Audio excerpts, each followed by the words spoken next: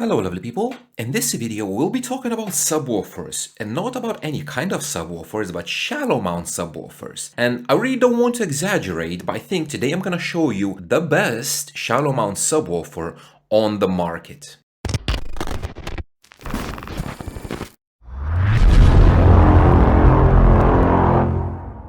Before we start, I would like to, I don't know how many times I did this and I'm going to be doing it constantly, thank Frank from HEPA King. That guy is he's just awesome.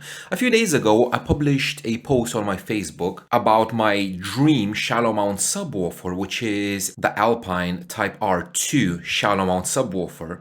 And I said that it's kind of almost my dream subwoofer. And lo and behold, 3 days later, I have a package arriving at my home and inside I find this. This is the Alpine RS, which is the new generation. It was released quite recently. It's a 10-inch shallow mount subwoofer. So in this video, we're going to have a visual overview of the subwoofer. We will compare a few different parameters. And at the end, I'm going to show you the planned use case scenario for that subwoofer in my SQ system. Now, in this video, we will not perform any tests, any measurements, just because I need to make a box for it and I have nothing. So let's start by defining what is a shallow mount subwoofer. As you can see here in the frame, I have two 10-inch subwoofers. Both of them are the same cone size and very similar capabilities. The main difference between them is the mounting depth. So shallow mount subwoofers, they differ from normal subwoofers just because they have very shallow mounting depth. In this particular case, this subwoofer you can see is something like 3.5 inches, which would be about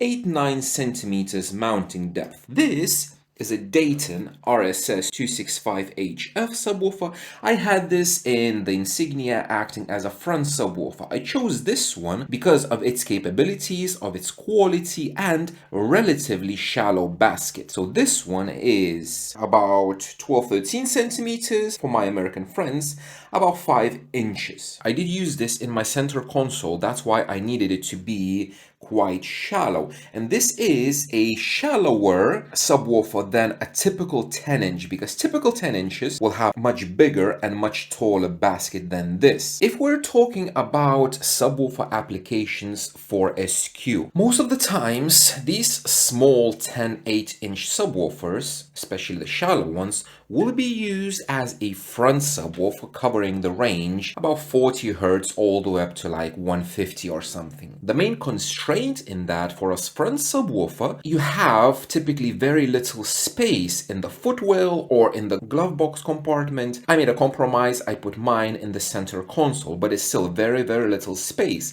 You can have maybe 0.3, 0.4, maybe half a cubic foot of volume for it. And typically normal subwoofers, normal full-size 10-inch subwoofers will need a bit more airspace. That's why people opt out for shallow mount subwoofers. So as I mentioned, for the mounting depth and for the fact that they need less volume to perform optimally. The main drawback to shallow mount subwoofers is the output, because when you have a basket that shallow, there have to be some compromises. The biggest compromise is going to be your X-max, that is how much the subwoofer can move in and out. For a typical normal subwoofer, you're not really limited to anything because you can make it as tall as you want. If we take, for example, this subwoofer, this is One Audio IB3V3. So this is my 18-inch infinite baffle subwoofer. And this subwoofer has 35 millimeters of X-max and probably like 50 millimeters of X-max. So it can move in and out quite a lot. Now, why X-max is very important? As I mentioned, those enclosures that we use, they're sealed. If we're talking about output of a sealed enclosure, it's nothing more than how much air the subwoofer can literally push out with a cone. If we take the SD, which is the cone area of the subwoofer, times X-max, we have a parameter called VD, which is the volume of air that the subwoofer can push in and out while still being linear. Linear, that means being still in the X-max region. So if we have a look at that equation, that means that the bigger subwoofer, the more it can move air, the more output we will get. That's why that 18-inch has a lot of X-Max compared to a typical 18-inch subwoofer. So coming back to these smaller 10-inch and shallow mounts especially, the biggest problems with the shallow mounts is the X-Max. They cannot have a lot of X-Max due to the basket shape and due to the motor. Now what I did very quickly, I made a very basic table of shallow mount subwoofers, only the ones that I could find on the market today. This is Europe and American markets. And what I did, I took the SD, which is the cone area of the subwoofer, I took the published X-Max, and I calculated the VD. Now, these are the subwoofers that I could find. Probably there's more of them. From all of these, we have few exceptions. For example, the kicker one, I found the SD, I couldn't find the X-Max, so I couldn't calculate it. Then one anomaly is this Audio Mobile Evo 2410, which says that the SD is 500 square centimeters. This is calculated based on the SD given in square inches. Now the problem is that I don't really trust it because this to me looks closer to being 12-inch subwoofer, not a 10. So I'm gonna disregard this and just not look at it. And the other one that stands out from all of these is the JL10W3, because whenever anybody asks about recommendations for a shallow mount sub, this is the main recommendation that everybody gives all the time. However, if we look at the VD, this is all the subwoofers aligned by the VD. So as I mentioned, we're gonna ignore the Audio Mobile, the first one. And what we have from this is basically the bigger this number, that means the more air it can displace, the louder it can get, and the more output it will give us. So if we're aiming for a SQL system, not necessarily SQ,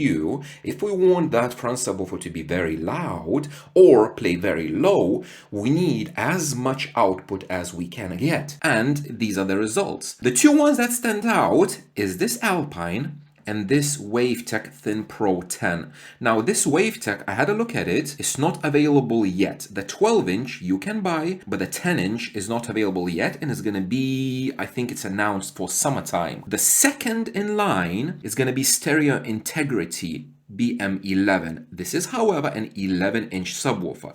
If we have a look at the SD, the cone is much higher compared to these two. However, it has less X-Max, only 14 millimeters. And then we have Hertz, Sundown, Focal Utopia, JL, DD Audio. SB Acoustics is a home audio shallow mount subwoofer that a lot of people like, especially in the UK, because it's relatively cheap. I think it's like £250, and it's kind of considered to be an SQ subwoofer. Now you can see the output 3744 is less than half of this Alpine. So it is limited in output, but again, a lot of people in SQ don't really need that output. However, I do. That's why I need this one. And you have all of this. You can pause the video and analyze this table if you want to. But the main thing is that at the moment, from all what I could found, probably there's something else, but from all the ones that I could found, Alpine is a shallow mount subwoofer that offers the most output today on the market. Now, question why that is?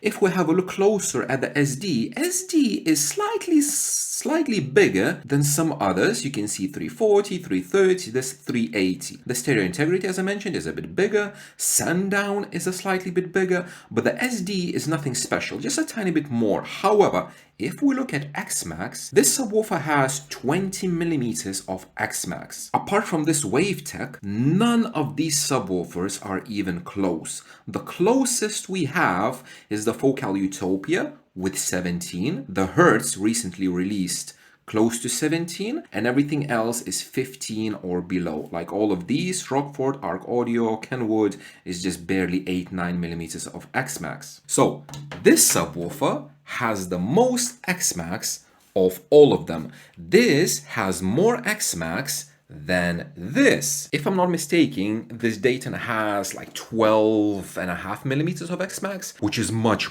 lower. So the question is, why that is, how did they achieve it, and why the hell this subwoofer is so bloody expensive? Because in the UK, this subwoofer costs about £500, whereas this one is less than half. In America especially, this is, I don't know how much is in America, $150 or something? This is very cheap, but this is much more. So first of all, obviously, is going to be the R&D that went into developing this subwoofer. A 10-inch subwoofer with an X-max of 20 millimeters is a normal, typical, I want to say even more than normal, typical 10-inch subwoofer.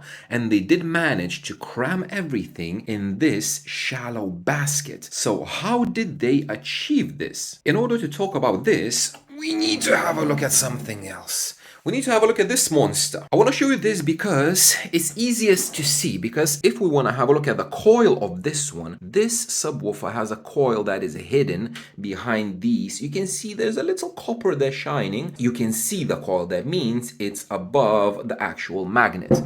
If we have a look at this bloody monster in there, you can see this coil. The way any speaker works is when the coil is moving inside the magnetic gap made by the magnet and the pole piece. There are different designs for like a motor structure, which are called overhung and underhung. This particular design, when you have the coil sticking out of the magnet, is called an overhung coil design. So I do have some visual aid for you to help to see this a little bit better. This is an overhung design where you have the pole piece, you have the magnet, top plate, bottom plate, and this is your actual coil. And this is the other one, which is the underhung, where you have the coil inside the gap. Now, the problem with these designs is that the magnetic force that is coming from the actual magnet is not the same everywhere. So what you have with the overhung design, like this one, is that the magnetic force is focused in one place, and you have at one point, it doesn't matter on the excursion if the coil is down or up or in the middle, you have just a portion of the coil inside of the magnetic gap, and basically you have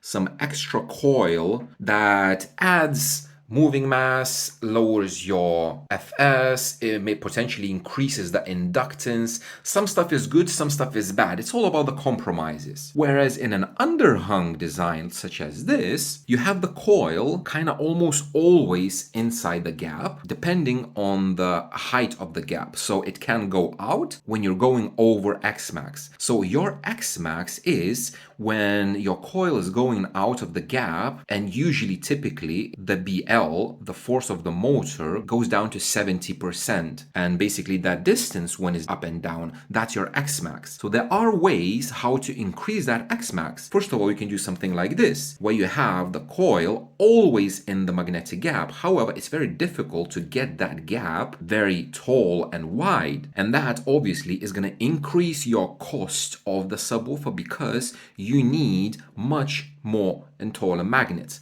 So like this one, for example, it has two big slugs. If you would want to have a situation like this, you would need 3 or 4 slugs. That's going to increase the weight, increase the shipping weight, and increase the overall cost of your subwoofer. Obviously, you can use neo magnets, but neo is much more expensive than ferrite. So what does this shallow mount subwoofer use? We cannot really see anything. We can see the motor is inside the coil. You can see the spider over there, and the motor structure is like that in the middle. So in these typical normal subwoofers, you have a motor outside and the coil goes inside. Whereas for this one is the opposite. You have a big massive coil. I'm not sure how much it is, like probably 3. You see those holes in there. That's your coil. So this coil is probably like 4 inches, and this coil goes over the magnet. The magnet is inside, and this motor structure is special. It is called dual gap or 2-gap motor structure.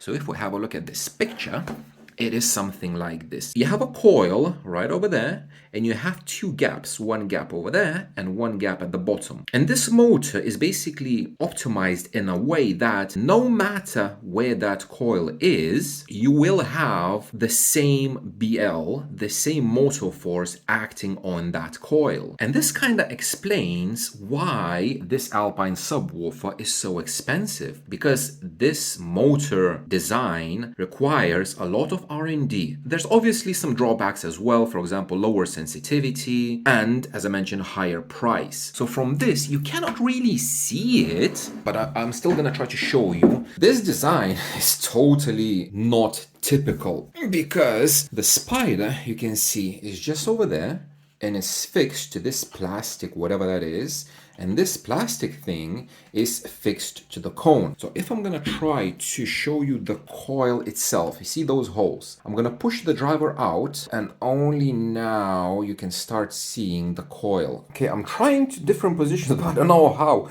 So this is the coil, yeah, with the holes. And if I'm gonna raise the cone up, the actual copper coil just starts to come out when you can barely see it, just over there. So basically the coil itself, it starts together with this plastic thing. So if I'm gonna push it up like this, which is the cone pushed out quite a lot, the coil itself, it still is inside the magnetic gap. So basically it's still within the X-Max because the BL is still there. Cannot show you anything pushed down because it goes down. See the spider.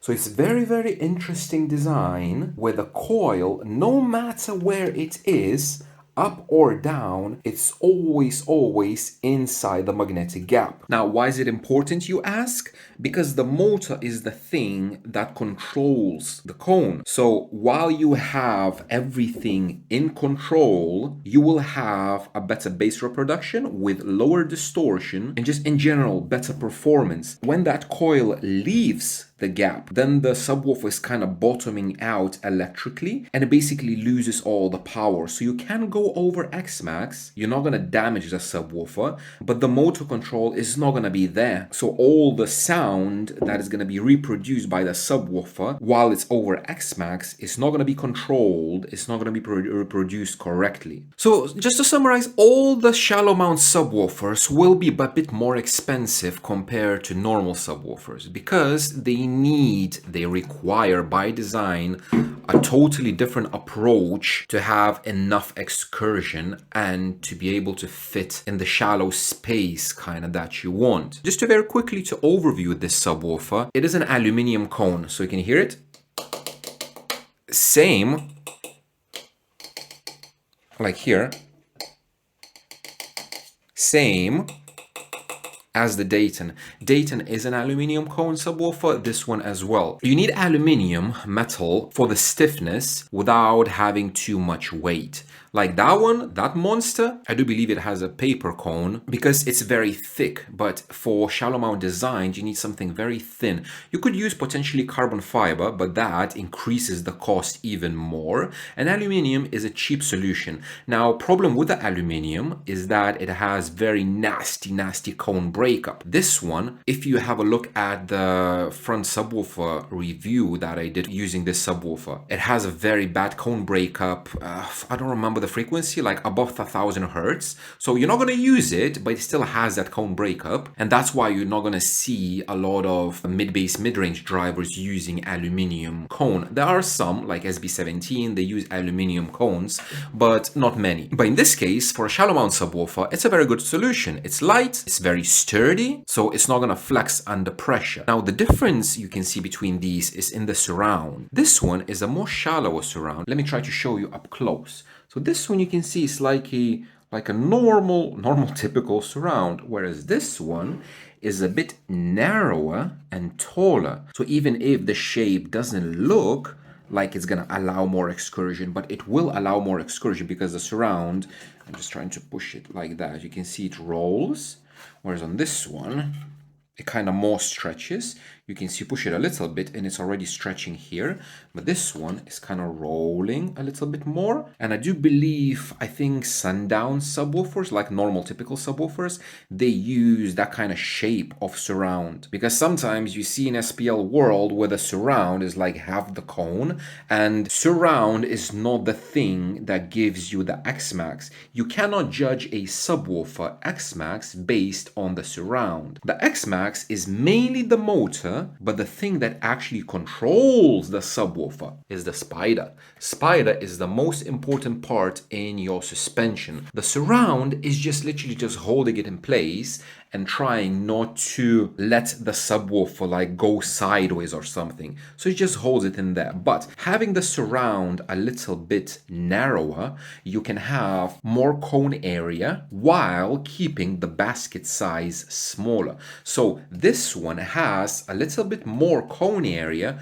compared to the Dayton. How does that work? Exactly that. The basket, you can see it's the same. The only thing that stands out is these tabs, but the basket size is the same for both.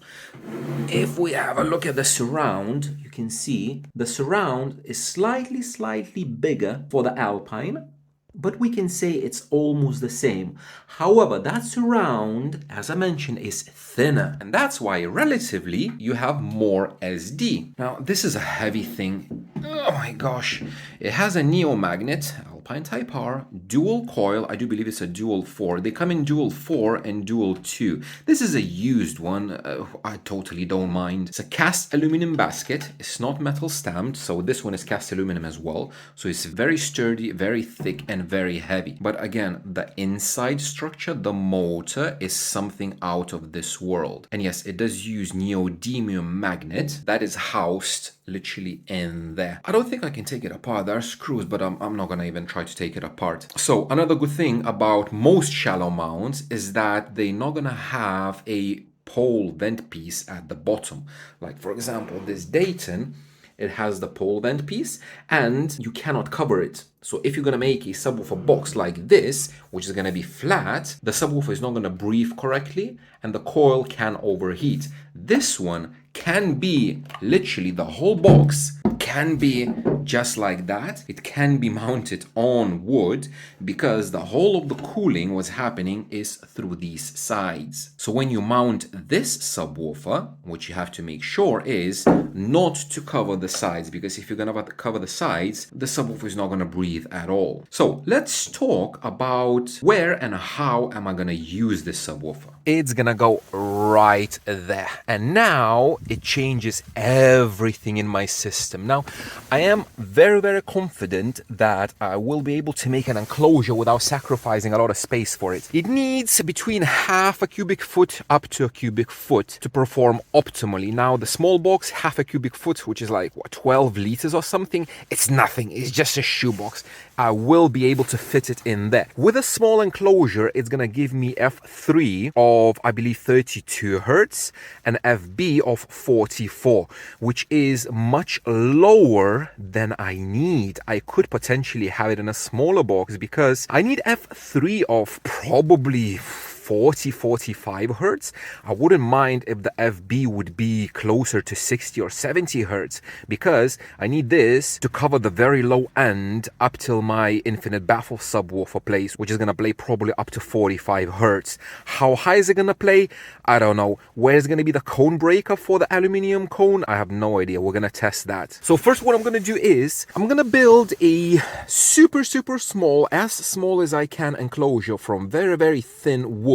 Probably gonna use like 9mm MDF or something just to put it in there and to test the frequency response, just to see what it can do from that location. Then we will see. I wouldn't mind to take some space over here in the corner, maybe to put it like that a bit more, so that I would still have space for infinite baffle mid basses. If that mid bass is gonna be IB and this is gonna be sealed, like from that one, they're not gonna interfere with each other, and I will have much more output. Because while playing with everything, while playing with Insignia, I did realize that my goal is not pure SQ.